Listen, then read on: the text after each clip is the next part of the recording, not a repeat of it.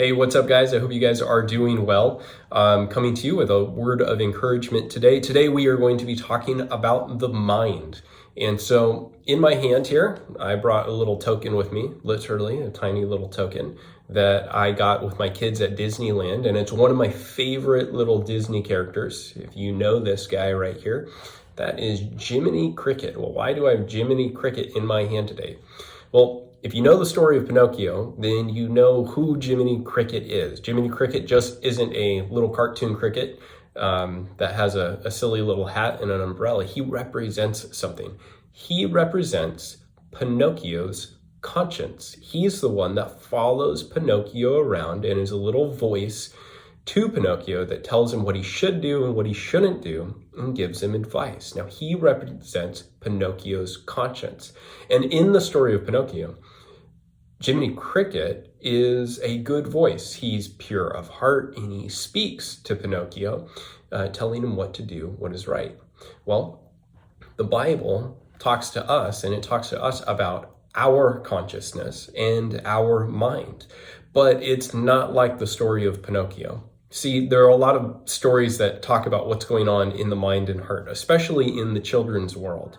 And a lot of the message that goes out to the children, especially today, if you pay attention, is one about constantly trusting your own heart, trusting your own journey, trusting your own mind and the way that you think about things, that you are ultimately correct. You just have to listen to that voice in the back of your head. And I would say not so fast. We got to slow down on that message. We do need to listen to that small, quiet, still little voice, but we need to make sure that that small little voice that we listen to isn't our own. A lot of people have gotten in trouble because they've listened to the voice in the back of their head saying, well, you know what? You should just do your own thing. Trust your own journey. It's your life. Do whatever you want to do with it. Now, the Bible speaks to us about the consciousness. It speaks to us about the mind. The Apostle Paul writes this in Titus chapter 1, verse 15. It says this, "To the pure, all things are pure. But to the defiled and the unbelieving, those that have rejected God, those that don't believe in God, nothing is pure. Both their minds and their consciousness are defiled." Jesus talks about the pure of heart. He says, "Blessed are those who are pure in heart, for they shall see God." Or, "Blessed are those who hunger and thirst for righteousness, for they shall be filled." And where's that righteousness? Where's that purity come from? It comes from His Spirit. You see, when somebody humbles themselves before God, asks for forgiveness for their sins, says, "God, I need your Spirit within me. I need you to cleanse me. I need you to forgive me. And I need you to help me grow." That's somebody who's reaching out to God.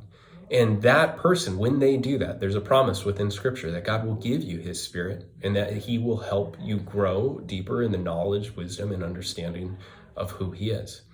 But in this passage here, Titus 1:15, Paul makes a distinction between those that have believed in God, those that are pure of heart because they've accepted His Spirit, they walk in the truth, and then those that are defiled and unbelieving, meaning those that have rejected the knowledge of God, they have rejected God, is that all things remain defiled or all things remain unpure.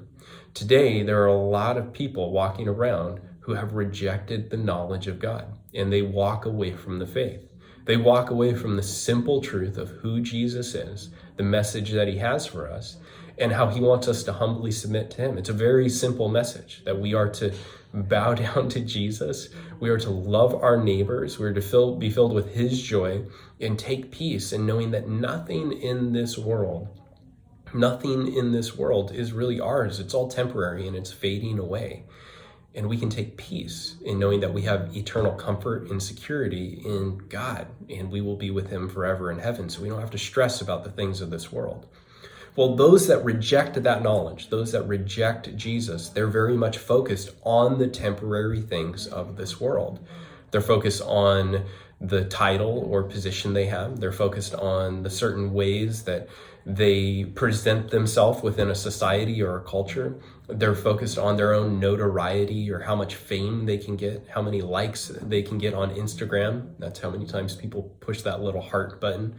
They're very much focused on the temporary things of this world, and their consciousness, or the thing that's in the back of their mind that's speaking to them, that's telling them, trust your own journey, trust your truth, or follow your truth, or do whatever you feel is right in your own heart. That's a message we need to be aware of, and we need to say the scriptures do not agree with that message.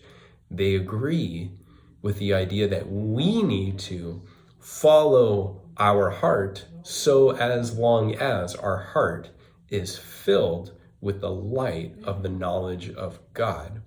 But if we reject that and we don't follow God, and for many of those people out there that don't follow God, is to them, they live a very defiled life, as scripture would say. And we need to be praying for them. We need to pray that they come to the knowledge of God.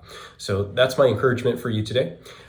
Be praying for you guys, and just that quick reminder of look deep inside your own mind and your own heart, your own conscience. Remember, it's not like Jiminy Cricket back there. It's not always perfect, but search your heart. Search your heart, search your mind. Ask the Lord to search your heart and your mind. Identify those areas in your life that aren't in line with his word or his teaching. Submit to him. Ask him to fill you with knowledge and fill him with your spirit, or fill yourself with his spirit, that you may be able to be made more into the likeness and the image of Jesus. Reflect on your thoughts, and make sure that any voice that you listen to is one that's influenced by the purity of who God is. All right, I love you guys. I will talk to you later, and I hope you have a good day. Bye.